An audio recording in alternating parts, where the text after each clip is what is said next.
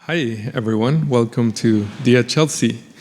My name is Humberto Moro. I'm Deputy Director of Program, and I'm thrilled to present another iteration of the interdisciplinary series Soil Sessions, which is a monthly program presented by Dia concurrently with the exhibition El Abrazo by Dely Morelos.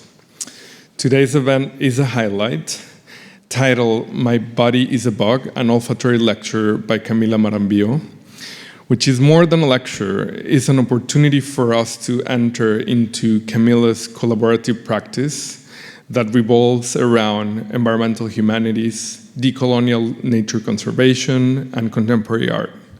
And today, with a particular focus on her research and conservation efforts of peatlands and coastal wetland ecosystems.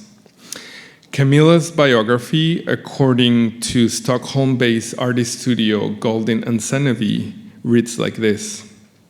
She's 68% Southern European, 10% Native American, and 0.2% Scandinavian, according to 23andMe.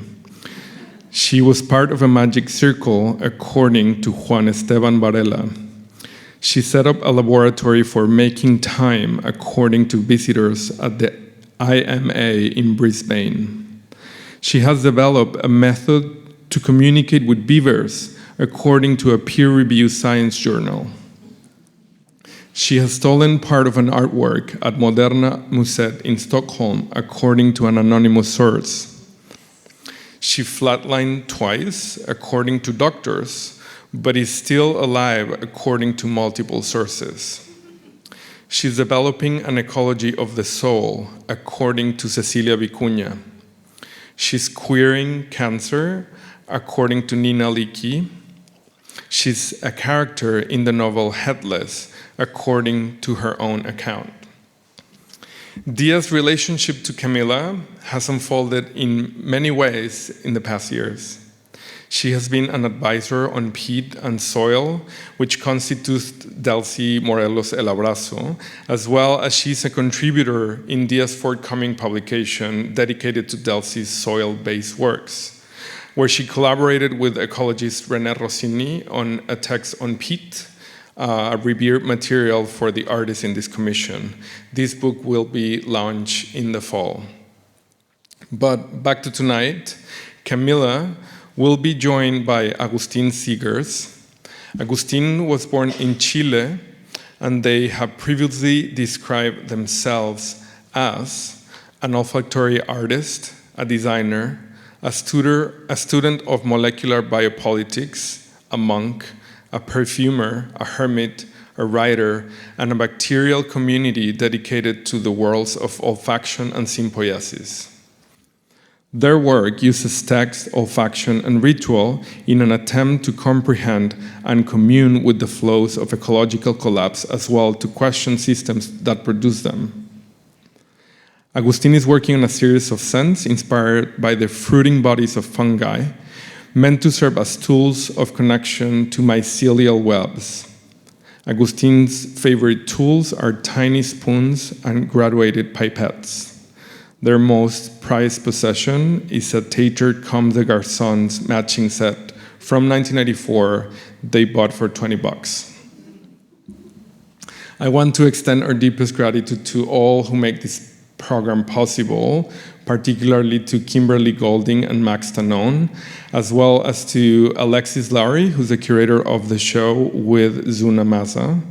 And also a special thanks to the Institute for Studies on Latin American Art, ISLA, who is our partner on this cycle of exhibitions and programs.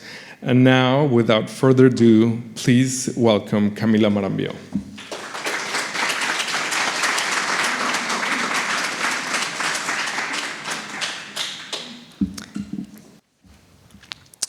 My body is a bog. 4 olfactory meditations on ecocide and earth hospice. I'm going to get us into some trouble, and I don't have solutions. But I'll have an exit strategy, and we're in this together. 1. Swamp bending, a thought experiment. Imagine lightning strikes a dead tree in a boggy swamp while you are standing nearby. On impact, your body is reduced to its elements entirely by coincidence, and out of different molecules, the tree is turned into your physical replica. Your replica, a wraith, a ghost, a bog body of sorts, moves exactly as you did. According to its nature, it leaves the swamp and heads home. On arrival, it encounters and seems to recognize your family, your friends, your plants, your pets, and appears to return their greeting in your native tongue. It moves into your house and seems to do as you did, picking up the work you left behind before visiting the swamp. Although there is a difference, no one can tell the difference between bog body and you. So I ask, is this replica you? According to philosopher Donald Davidson, whose thought experiment, Swamp Man, I'm echoing, your replica can't know your friends. It also can't know your family, though it seems to. It can't remember your home. It can't even mean what you would mean by the word home, since the sound it makes was not learned in a context that would give it the correct meaning, or any meaning at all. Davidson claims that meaning and thought cannot exist in a vacuum, that they are dependent on their evolving interconnections to the world. And though I agree with him about interdependency, I think he gravely underestimated the intelligence of the swamp. Davidson asks whether the swamp man, or as I prefer to call it, the bog body, which had returned to the victim's house and behaved like it did, could be said to have a mind. Could it even be described as a person, he wondered. The question of personhood is closely linked to the notion of rights. I believe that nature has intrinsic rights. I know this to be true. And mentality. But Davidson decided that even though superficially the bog body would appear to be a person, he would not have grounds for attributing meaning or mental state to it at all, or until the bog body began interacting and using language in the real world. Affirming that bog body has no thoughts or meaningful language because it has no casual history to base them on, Davidson was carrying forward Wittgenstein's notion that social interaction is the basis of knowledge and language. And in that, he was challenging Descartes' notion of I think, therefore I am. But it's not enough for me. He still remains fully steeped in an anthropocentric worldview. In his exploration of an externalist concept of identity and consciousness, Davidson invented the term triangulation to describe the complex relationships among the individual, all other people, and the non-human universe. Ultimately, he argued, thought and language are created by all three interacting with each other. The individual mind cannot, by itself, know about the world. And what of the collective mind, I ask? What if I am not me, but a bog, moving with legs through the world, advocating for itself. I'm addressing you today as a bog body because ages ago now, in 2022, I was ankle deep in bog water, not in the boggy waters of Patagonia, where I have been developing my curatorial practice for the past 14 years doing field work, but I was in an artificial pool, purpose-built for sphagnum moss to be cultivated.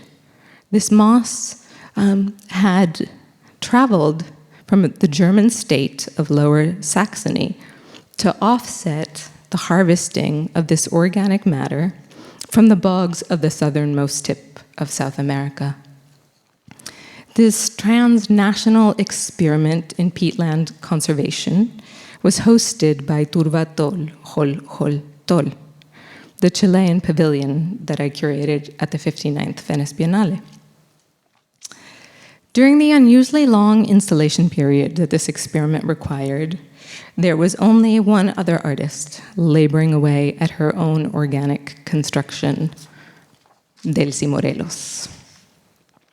Every other day for nearly 2 months, we would pass each other along the exterior corridor surrounding the Arsenale, both dressed in overalls and both on a mission.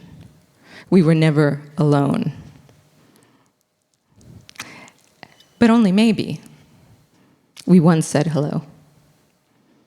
We were certainly aware of each other's fabrications, or at least I was, because Dely would often be outside of the exhibition hall, cooking down some of her soils with spices that enticed my nose, like cacao and tobacco, clove and cinnamon. I never lingered, though.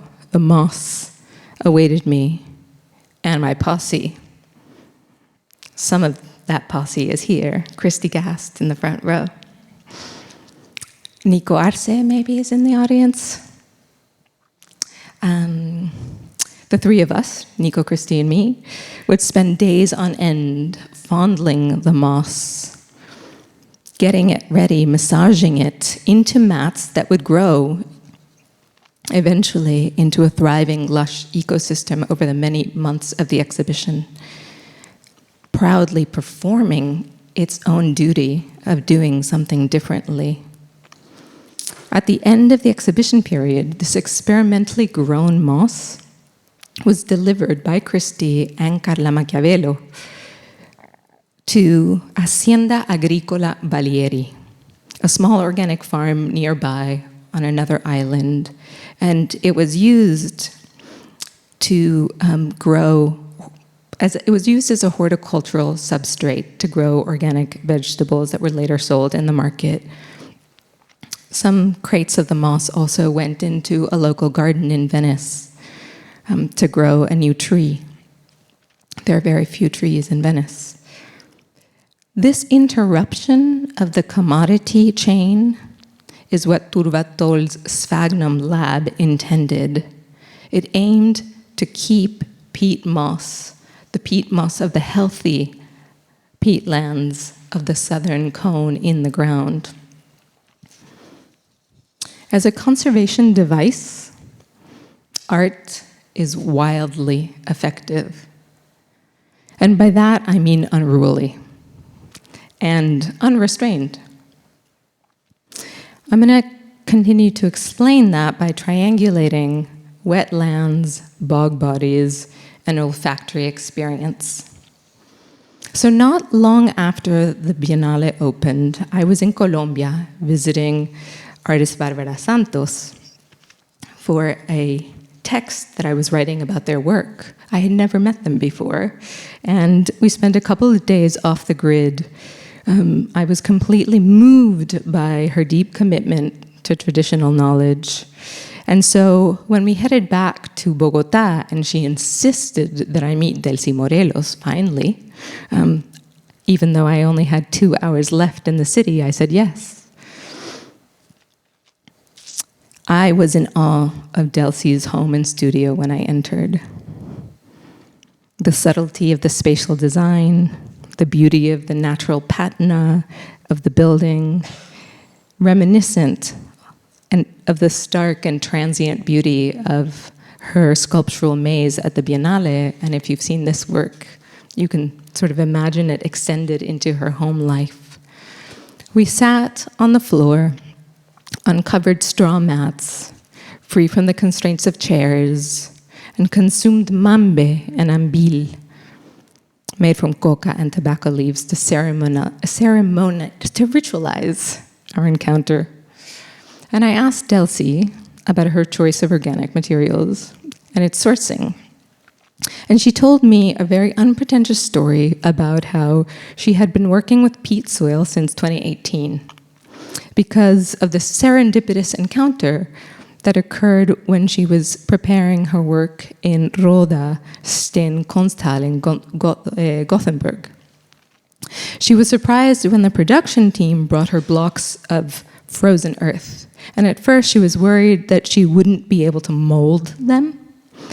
But as they warmed, she discovered this unique type of soil with a sponginess and a malleability that she has coveted ever since. She called that piece Inner Earth. And from then on, she continued to create monumental renderings of the sacredness of earth with peat soil.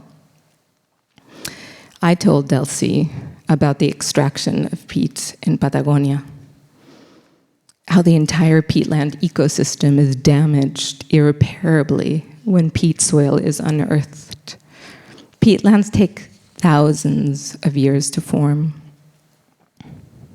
And in their layers, they gather semi-decomposed matter that stores vast amounts of carbon, planetary carbon. Every time a peatland is slashed, drained, and dredged, not only does carbon free itself from the bog body, but memory is lost. There's a great debate and a lot of experimental ecological science being done about whether there are sustainable ways to harvest the peat moss by scraping the top layer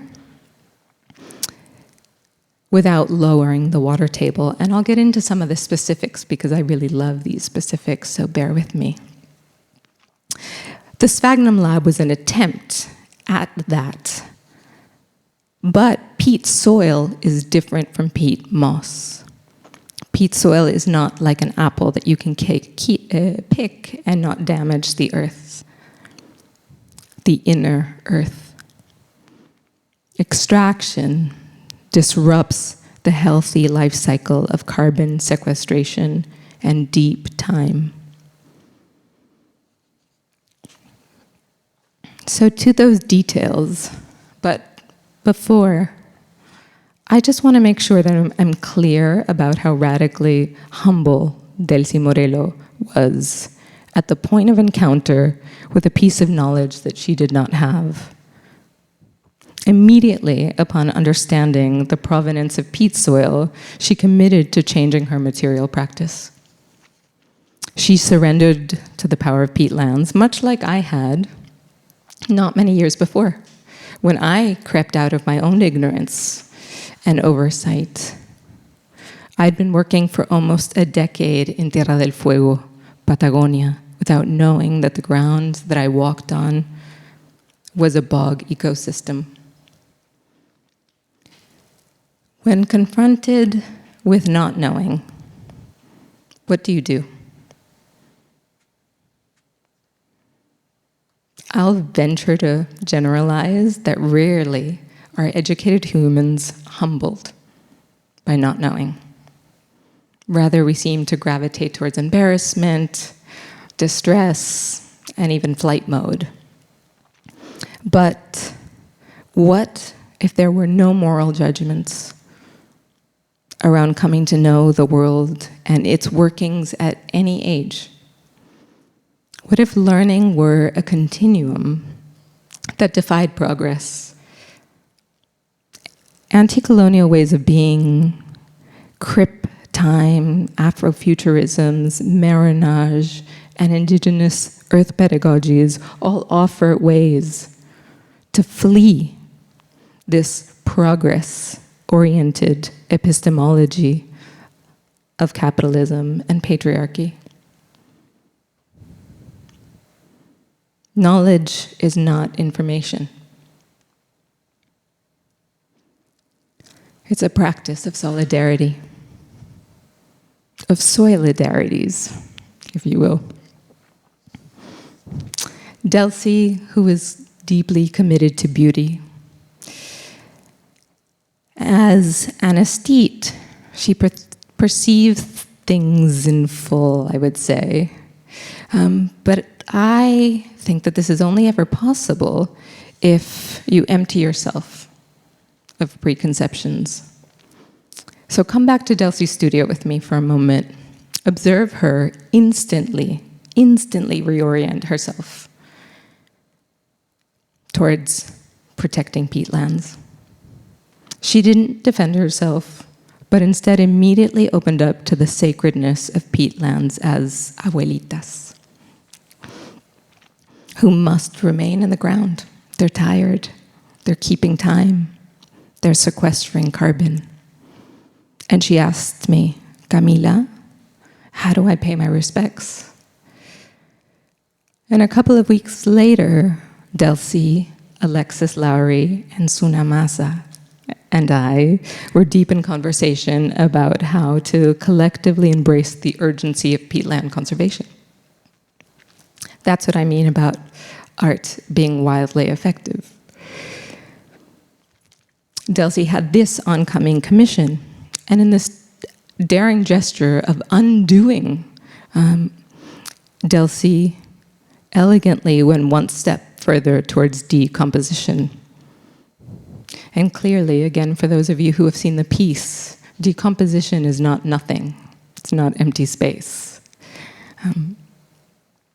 Dely embraced transformation, and El Abrazo grew into this multidimensional artwork that also cares for peatlands. So to peatlands, bogs, fens, mires, swamps, moors, mangroves, they are all peatlands. Their different names reveal their subtly different compositions. Peatlands in the boreal zones of the Earth, southern and northern hemisphere, Chile and Canada, are generally composed of these sphagnum mosses and tend to be called bogs. Turberas in Spanish and hol in Selknam language. Temperate and tropical peatlands are often called swamps or forested wetlands, and coastal marshes dominated by grasses and sedges and rushes are known as fens. I'm going to test you all on this later. We've done bogs, we've done fens, we've done swamps or tropical temperate peatlands. Even coastal mangroves, they also accumulate peat.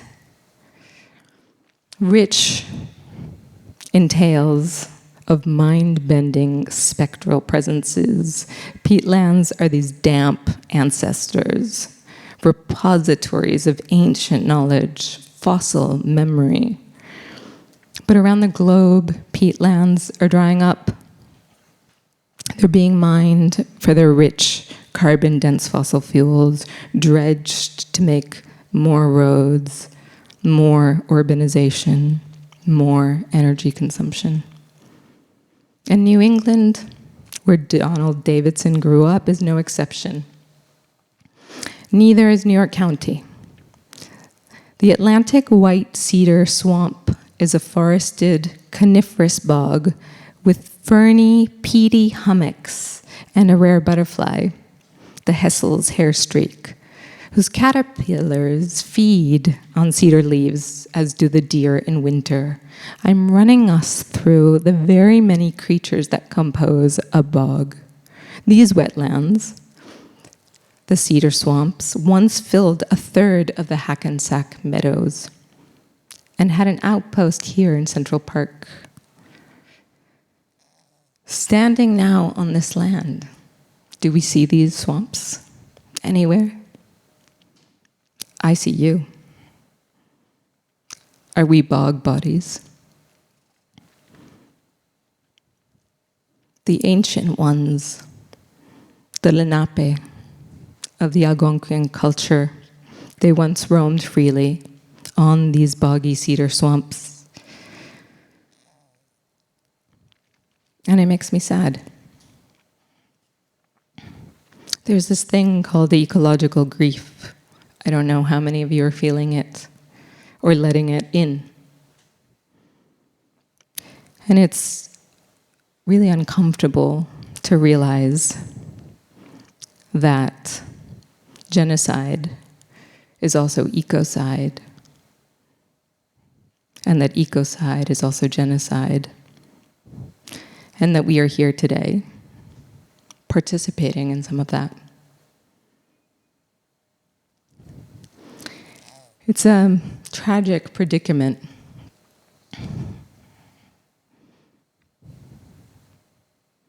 And a hard statement to make. And as I scramble and deal with that on a daily basis, I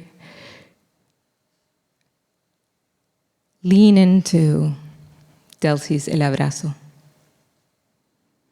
And I sense that it's not about trying to get loose or unstuck,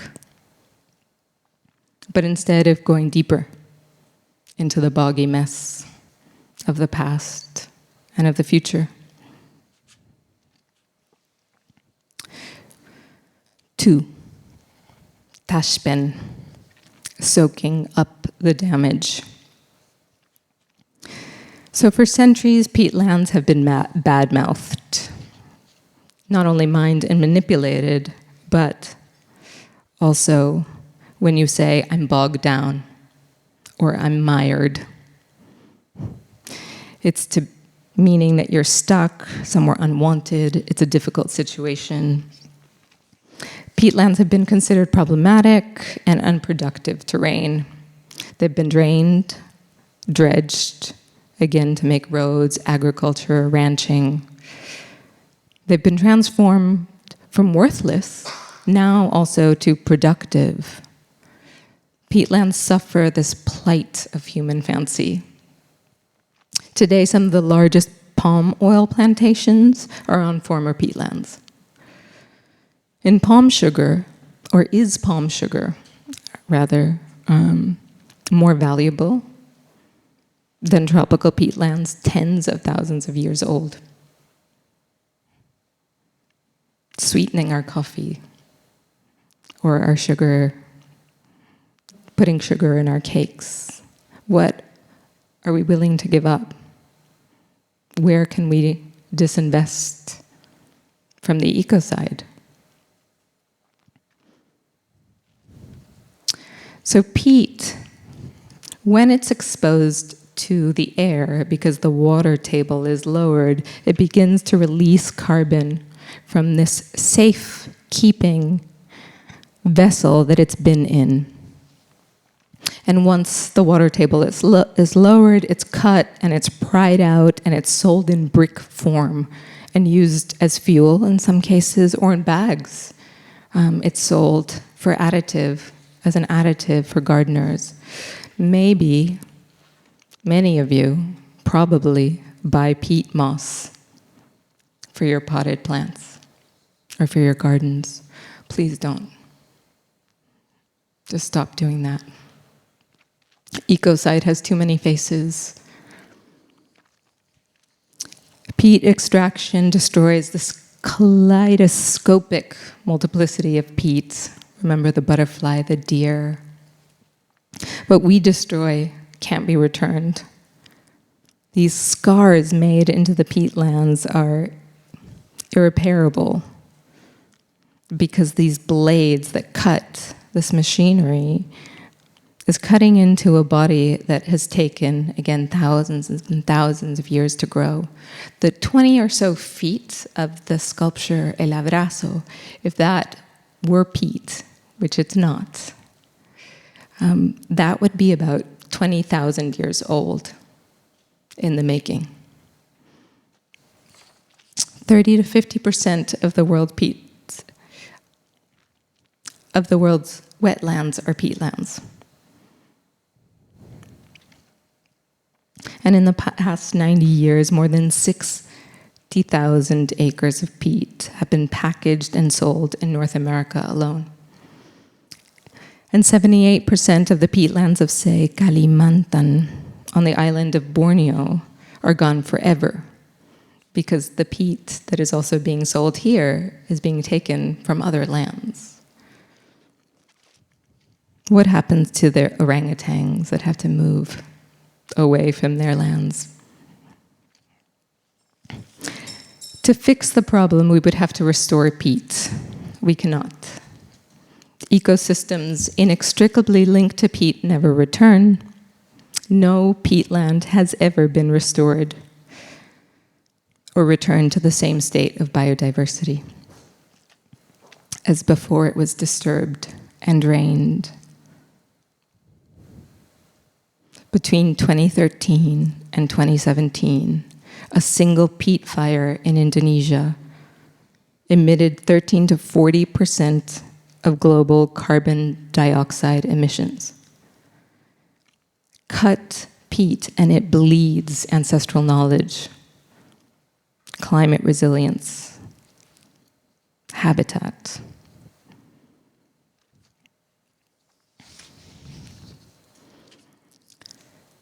How are you doing?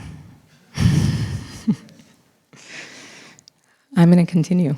I think we can hold this a little longer. 30% of global carbon is stored in peatlands. 30%. Peatlands only account for 3% of the Earth's landmass. Does that figure? Carbon is a chemical element stored in the Earth's crust. Oceans, rocks, plants, and fossil fuel. Carbon is the stuff of life, it's the building block. It's found in the atmosphere and in us, moving through us. Carbon flows between each reservoir in an exchange, a cycle that has slow and fast components, predictable and unpredictable elements. One predictable thing: any change in the cycle that shifts carbon out of a reservoir puts more carbon in other reservoirs. Peatlands are carbon stores that hold softly this element in place. In slowing death, peat is more than just a carbon bank. It preserves this imprint of life. It holds stories of collective past. In a peat core sample, pollens are found that tell of the plants that existed before human record.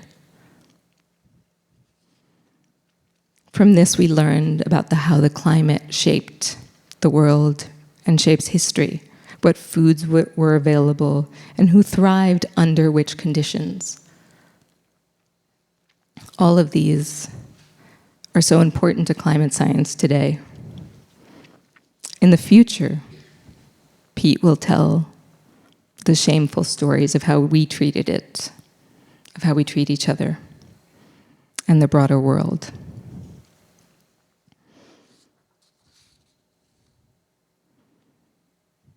In the Earth's past, there have been 3 times when there was more carbon in the atmosphere, creating this warm blanket that melted the glaciers, filled the seas, and changed the shape of the land.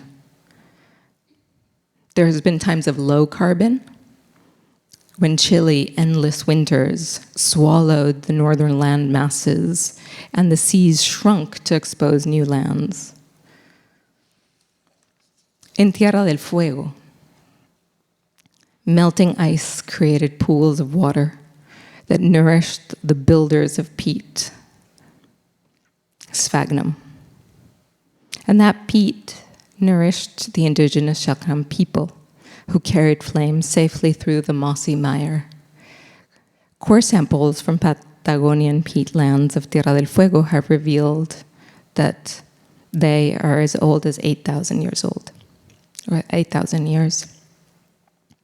That's old. The peat tells all those stories.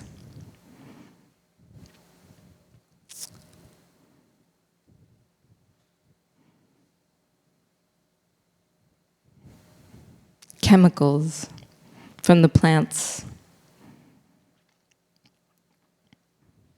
stained and changed the water. As the earth entered the Holocene, with its warm, stable climate, these retreating glaciers left ponds that over time accumulated this leaf litter.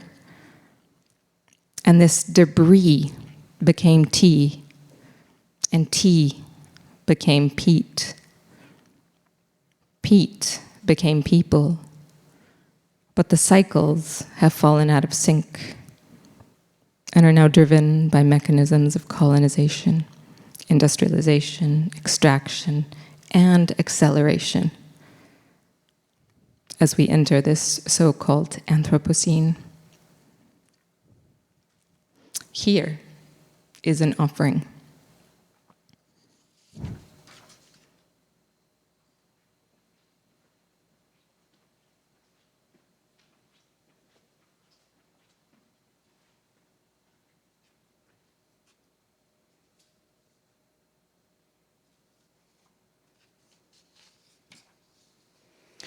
The landscapes of extractivism are present with us in this box, evident in every material circulating within, on, around, and beneath us. Ancient fossils molded into phone cases that lie in your pockets, gypsum drywall from ancient seabed mineral deposits, mined iron ore transmuted into steel, and endless other material encounters that embed us in geologic violence. We bear the traces of the wounded ground, of the oil well, of the earth pierced, partitioned, and unequally distributed in the dance of objecthood and the choreographic comforts of the global north. This is even true of the contents of the box. In it, there are 4 vials of scent, fragrances of 4 earthly nodes that share humidities in their fen and bog forms. These offerings were created as a portal into the ancient wisdom of peatlands, an approximation to their submerged epistemologies, a delicate dive into the symbolic depths that quietly keep vast storages of carbon. And even though these fragrances were created as an invitation to think otherwise in the thick of extractivism, their medium itself is inextricably linked to it. Scents are produced exclusively from extractive processes. They rely on the extraction of plants, of woods, of flowers, resins, and even fossil fuels to offer us such portals. And much like the material conditions of our gathering today, this medium demonstrates that it is impossible to exist outside of extraction. But within this impossibility are dances of liminality, shifting and edging towards the margins that can offer us new borders, new systems of movement and care in this clamping grasp. Volatile molecules that emerge in the fogs of swamplands. Movements between states of matter, evaporative shifts that allow us, through light touch, through soft contact, through mobile gazes, and through multi-directional movements, to inhabit ephemerality and to inhabit the ungraspable. You've already been exposed to the sense of rich and tashpen as you came in today, and now you're being exposed to Dialogaba as Camila encircles the room. Far from Tierra del Fuego, on the other side of the great ocean, the Isle of Menjeraba holds stories of the Quandamuca people caring for wetlands through climate cycles. Today, the Quandamuca women of the Carmichael family, Freya, Lisi, and Sonia, weave their livelihoods with those of the fens of the sand island of their ancestry. For eons, the peat there has held the stories of the arrival of fire and of the careful and deliberate timing of its use. Through times of genocide and colonization of Australia's east coast, the fens protected stories that harmonize with the melodies of the world's oldest persisting culture.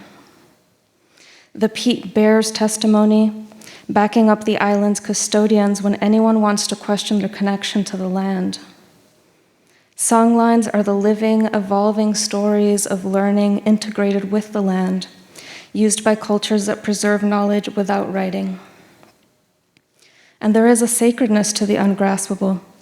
It is the register of what can't be codified, what can't be captured, flattened, or even understood. The illegible, the invisible, and the inaudible open us to elusive textures that defy extraction.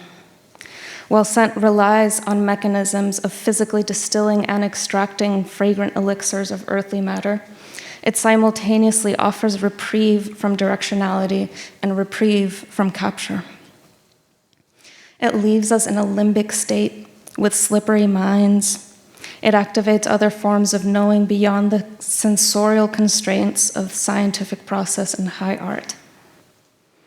And with all my words, I want to feed worlds into your lungs, inviting layers of soil and liquidity to tickle your cerebellums in an olfactory arousal that ignites your deep time memory of symbiogenesis, the emergence of the human species through the evolutionary interdependence of two or more other species.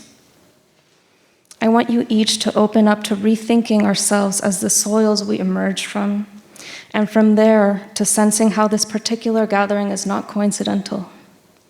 We breathe an internal air that encircles us here in this room, mediated to a precise temperature and humidity. And this air is an illusion of the separation from the hot and unruly exterior. This enclosure, much like the box, has been shaped from the earth's gut. Metal and stone mined, pulverized, and molded into a rectilinear enclosure where we can all gather with some human semblance of the known.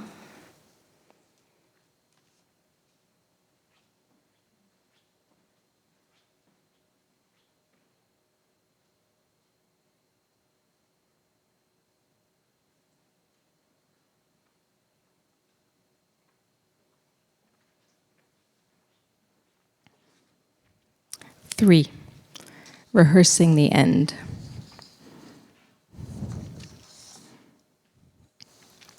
For the past 14 years, I've had the incredible luxury of leading this transnational, eco-cultural collective practice. That's a lot of words, because it's a lot of people and a lot of experience and a lot of love, called Ensayos.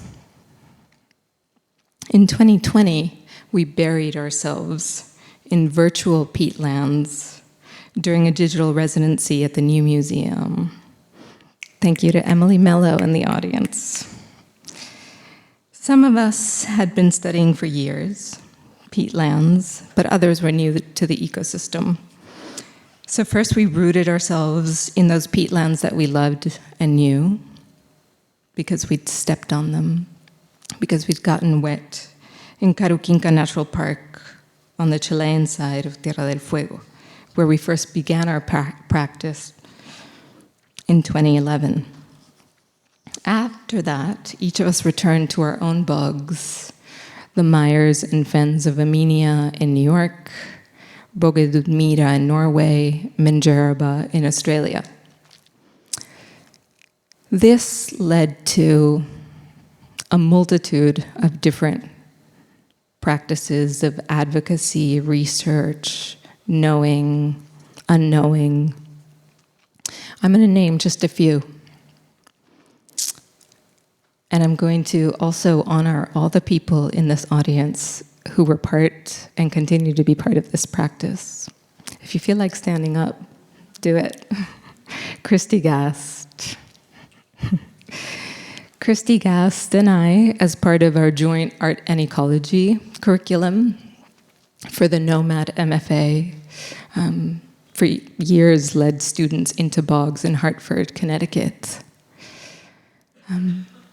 We've also written many papers translating between scientific notions of peatland custody and indigenous notions and practices with Jimani Molina and Barbara Saavedra, who are in Chile. We've worked creating a hydrofeminist peatland-focused podcast with all of the ensayos pods. There was the curating of the Chilean pavilion, Turbatol, and the editing of the book that compiles all the artistry and eco-feminist thinking that went into the making. That was with Carla Machiavello. We staged a binational peatland seminar between Chile and Argentina first, and then this global peatland agreement that upholds local to global peatland conservation efforts. We're going on now the second meeting for June 2nd, World Peatland Day. So soon after this, I moved to Boriquen, Puerto Rico. Early last year, that was, as a guest of this not-for-profit environmental organization called Para la Naturaleza. And during the early part of my residency, I got to know the peat-producing mangroves of the island, and I was really challenged by the local science community, especially, to grow beyond my understanding of peatlands as unwooded wetlands, because those sphagnum rolling mats of Patagonia that I hope you've imagined in your mind if you don't know them, they look nothing like a mangrove. So in that turmoil of knowing and not knowing, of always knowing that we don't know enough, and this significant effort to shift collective and individual consciousness, I found myself taking stock of ensayos. And I wrote the following letter to my collaborators. Dear Insistas, since I arrived in Boriquen, Puerto Rico, almost 3 months ago, I have been thinking about each and every one of you with profound love and admiration. I've retraced our shared history in my memory, and through creative writing, somatic work, and singing, I've asked to be granted clarity about the present and future of the work that we have done together. During, and thanks to, this sustained, dedicated exercise in love, I finally came to know that it is time to retreat. The I Ching says persistently and emphatically that only change is eternal in the universe. Everything that exists passes through the phases of growth and decay, activity and passivity, advance and retreat. If we view these cycles cosmically, retreat is not defeat or injustice, but an essential part of the game and the wisdom of life. In certain periods, a timely withdrawal offers us security, but not only. It's not weakness. It demonstrates adaptation to cosmic change. Retirement is a strategy that requires offering and sacrifice. So in this spirit, I invite you to consider the remainder of 2023 as the retreat of ensayos. And come December, you are cordially, I use the word cordially, invited to a retirement party. I don't want to assume that retirement means the end of ensayos. It should be said that there are some projects that will not end in 2023 or 2024. Raíz Común has continued funding, and long live the Venice Agreement. But I do want us to go on one final adventure together, a reflection around endings. And for this, I have invited the Puerto Rican filmmaker Jaima Suwani Sanfiorenzo to guide us through her filmic self-portraiture methodology. For younger or newer ensayistas, retirement may seem abrupt, but I hope that through the ensayo self-portraiture process, those feelings will be resolved. Jaima and I are developing ways to include those of you who cannot come to the island, and I will also reach out to people who were ensayistas in the past, as well as friends and allies. More on this soon. We now have 9 months to sift through and sort out all the thoughts, emotions, and questions that will arise with retirement, and many of us will be seeing each other in the meetings of the many different working groups we have. But if anything comes up, just reach out. In the meantime, I'll leave you with a final proposition. Consider the retreat an ensayos exercise in learning when and how to end things well. With a bog heart, Camila. And now I will play you the teaser of the film that came from that exercise. Cuando vemos los ciclos de crecimiento y deterioro, movimiento y estancamiento, progreso y retroceso de manera cósmica, la retirada no es una derrota o injusticia, sino una parte esencial del juego y de la sabiduría de la vida. ¿Hasta cuándo se ensaya algo? ¿Y qué le sigue al ensayo?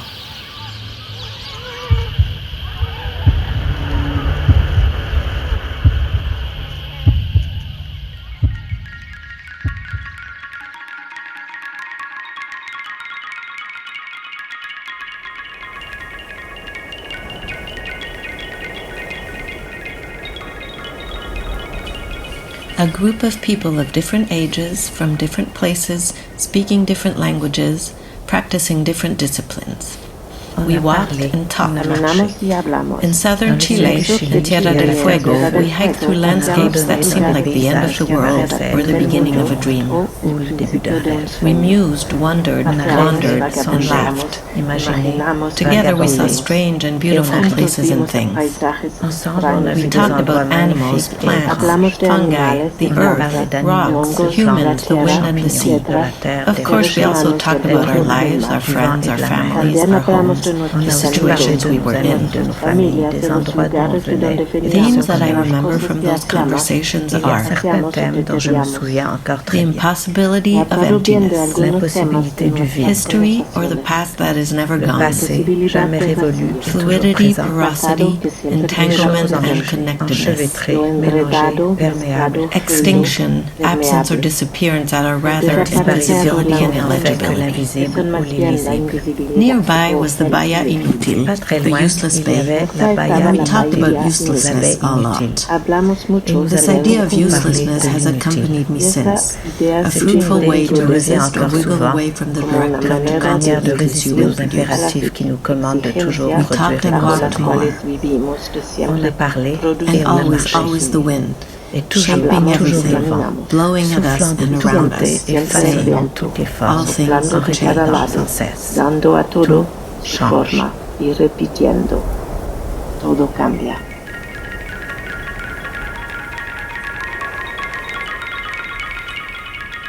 Conservation is all about effectiveness at the end of the day. So I've been able to transfer some of the learnings within ensayos to the action of conservation. What does effectiveness mean to you? It means that you had to go beyond what you declare and make those visions, missions, desires, understandings a reality in the territories. And again, that's directly related to what ensayos is. It's always about doing things in specific context. 4. Final meditation on ecocide. Commitments to matter. Maybe all we can do is feel broken, linger in the oddity of the current moment in which we seem to be administering our energies within white walls. And the world, our world, is crumbling because we believe blindly in ourselves. Weeping now, I see that I am bald and that I will no longer be a furry animal. Without the warmth provided by the hair on my body, I am forever cold, even in the tropics. Looking in the mirror of matter, I'm faced with a grotesque creature. I'm faced with a human. Rotted teeth, bacteria filled. The scent of my breath is stale. My skull is visible. I have died. Do you fear it? Death? Do you feel it awaiting the takeover at a cellular level? Communing at crip rhythms with an intoxicated earth, I like to let the toxic morning permeate my soft tissues, become one with the tangled nets, the noxious air, the dried and flattened me. The crops thick with glyphosate, the plasticized streams of ghosts in the petro-capitalist era. It's a game of identifying with what I wish I wasn't. As I internalize the hurt, accept the wild immune system betrayals, I'm surprised to hear a voice whispering in my ear, a body turned inside out, a universe spills out of me, and I am eco-cosmic engagement. Wither with me. We are all ghosts, trapped in ecocidal cycles. I'm concerned I can no longer make myself understood. Because as a bog body, as a bog wraith, I've lost my charm, perhaps. I've lost my ability to keep it simple. And it would now appear that that is a human quality. 17 lives lived on different continents must stand for something. I ponder abstractly as I sit in on the final act of a play called Conservation Ecology. The only fatty substance I have to offer you is soaking in my backpack, smothering the strategic plan for the future. A future so presumptuous that it thought it could survive the unrelenting theft and snub of the North. I'm barely here, on a divided island that I must find a way to serve, but because I don't know, is my existence just a disservice? Biodiversity, a boat to float on during the tropical storm to take the world.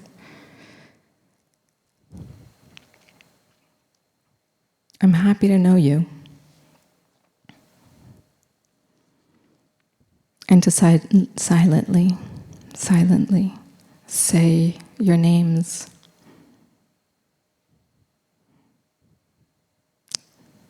To look back at whoever meets my gaze and share this moment. Text and speech are kindred acts, and all I want is for you to walk away with a storyline so strong that you can hold on to it forever into the night of the unknown.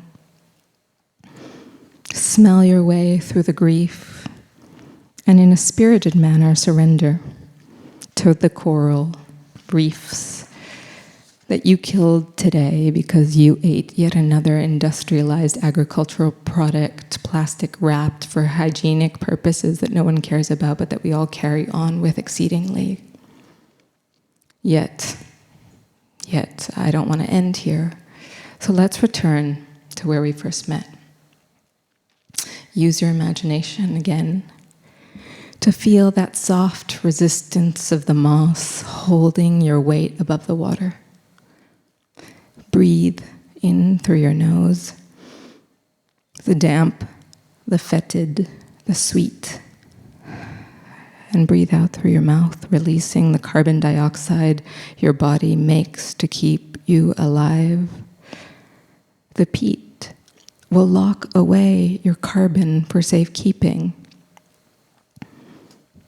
With peat, one thing leads to another in a continuum of evolution that doesn't go forward, but downward, sinking deeper and deeper into the earth and building up and up into the sky. The peat makes us humus.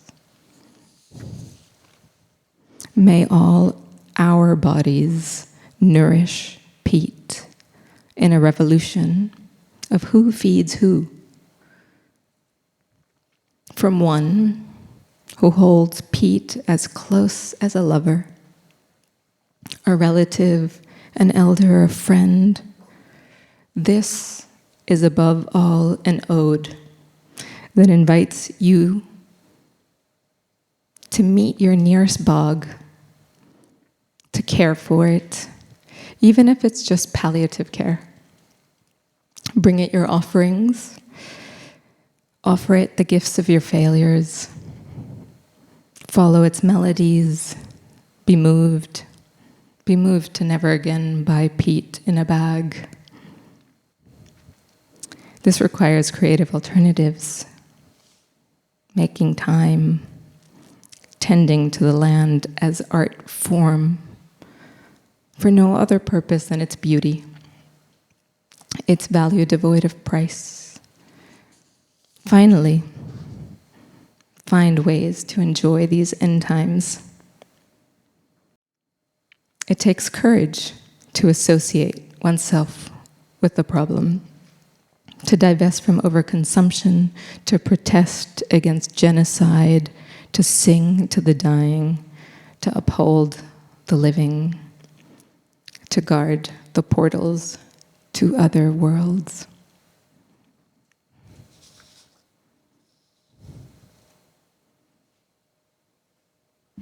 The end.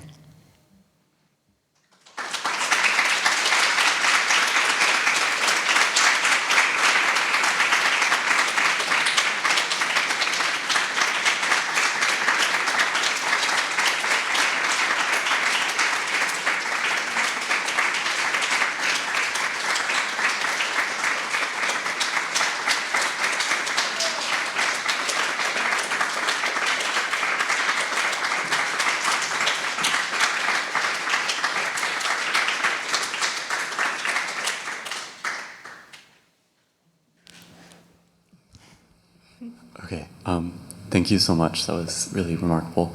I guess my first question is, how does a bog mourn? Which I think you touched on in that fourth part.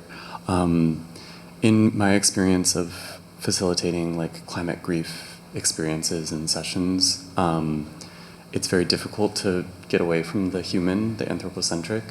So I guess my additional question it's how does a bog mourn, and how can we better do interspecies or non-human mourning practices or learn from them?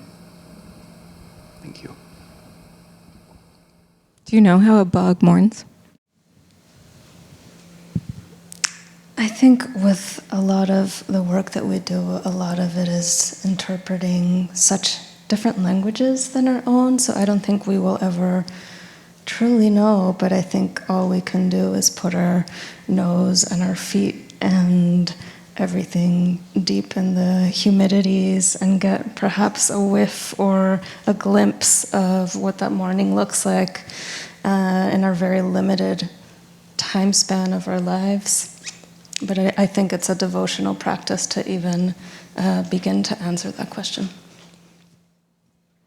I would say that if we take seriously that we are bogs too, not because we are like them, but because we are them, and we stop insisting on separation, then bogs are mourning through us. And if we allow that mourning to sit, to take over, it'll change who we are on a daily basis. Slow, incremental, hopefully change.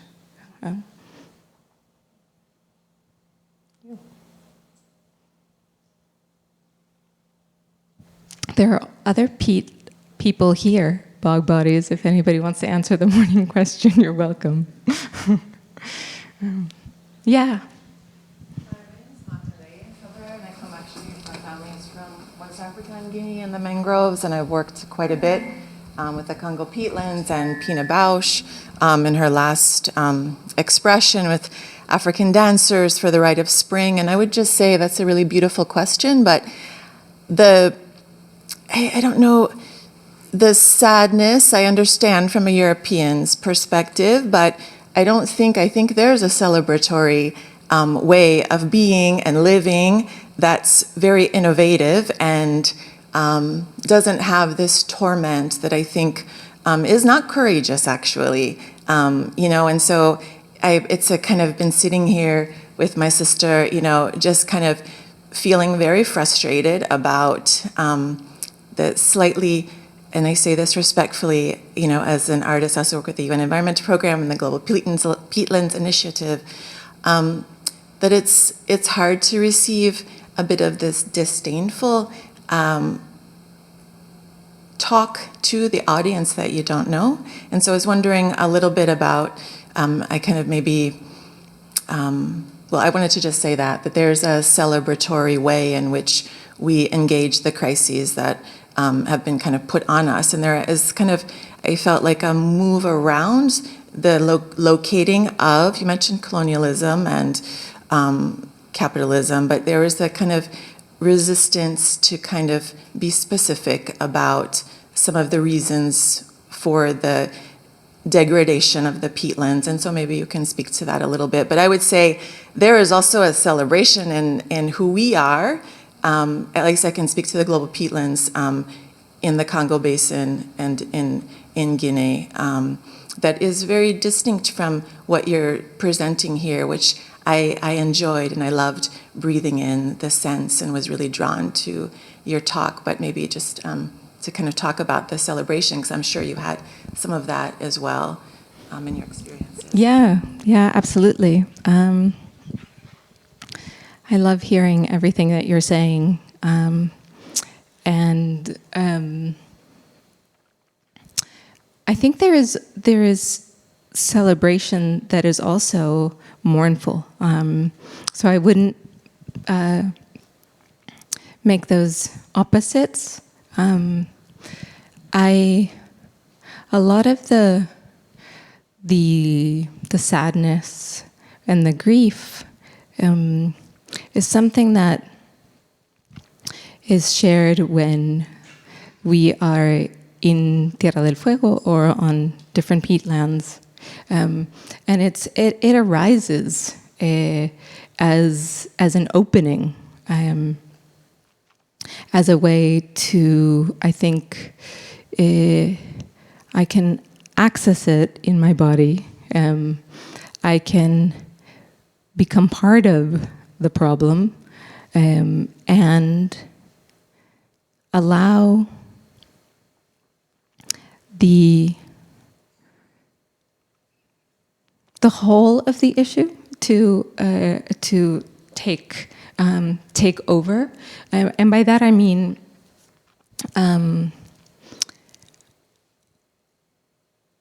so yes, let's go to those specifics, right, of capitalism and patriarchy and extractivism. So each of those different peatlands has very specific pressures that are invading it. Say in Puerto Rico or Boriquén, what is happening is that it's mostly hotels that are being developed on the beaches. And so a lot of what's going on there is protest of the mangrove itself, but wanting to reclaim back those lands, right? And so it's a protest that one is angry. It's an angry celebration. So I'm listening and trying to relate to the experiences that I've had on peatlands in many different places. I have not been to Congo, so perhaps there the celebration is more joyful than the ones that I have. It's angry, but it's also we kind of resist the inclusion of being conflated into the humans that are, there are certain cultures that have, exacerbated this, and it's Europeans, right? You can't deny that. Yeah. And so, in Brazzaville and Indonesia, we were the ones who came together to create this declaration, independent. I mean, the French were involved a little bit politically, but I just mean it's angry as well, but it's not a kind of collapse into an internal, kind of cadence that kind of feels. I understand the mourning and the expression of it artistically, but I can resist that, inclusion of us in this kind of accusation of human, because we are not part of that. Right? Yeah, definitely. Thanks for that, and excuse me for doing that, if or because of that distance that you felt with it. I like to hear that there is difference, and that I am taken by and humbled by that pointing out. Yeah.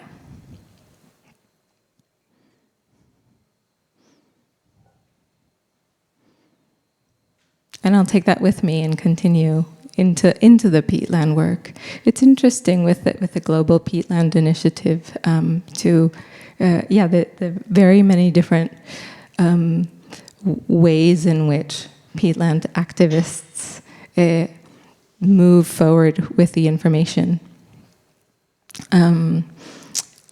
Within the recent years of ensayos, we've mostly been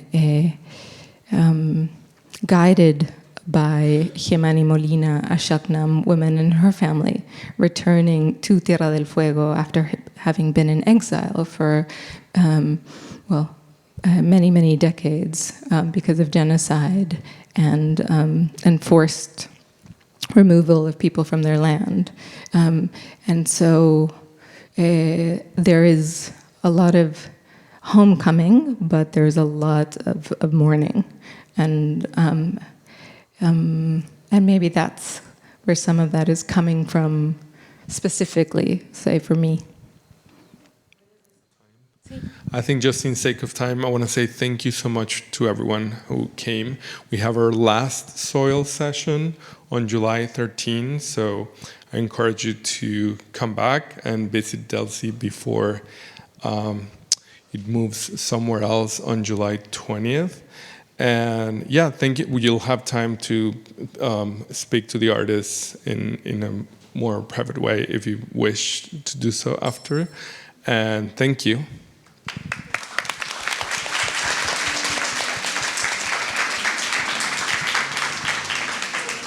And if anyone wants to interact with the box, feel free. There's some texts in here and more sense, so feel free to play around.